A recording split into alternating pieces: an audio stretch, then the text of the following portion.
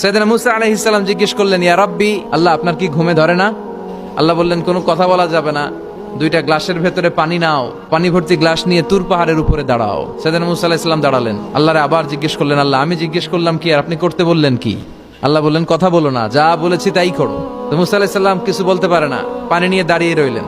মুসা আলাইহিস সালামকে আল্লাহ বললেন, তুমি দাঁড়িয়ে থাকো আর ঘুম রে, বললেন ঘুম তুই মুসারে ধর।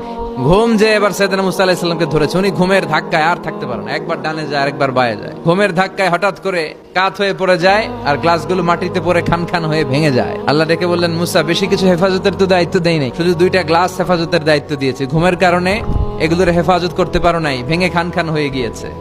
আমি যদি তোমাদের মতো ঘুমিয়ে যেতাম তাহলে পৃথিবীর সাথে সূর্য লেগে, সূর্যের সাথে চন্দ্র লেগে গোটা মহাবিশ্বটা এভাবে গ্লাসের টুকরার মতো খান খান হয়ে যেত রে মুসা। এজন্য লা তাখুযুহু সিনাতু ওয়ালা নাওম, আমার ঘুমেও ধরে না, ঘুমের আগে যে তন্দ্রা আসে ওইটাও ধরে না।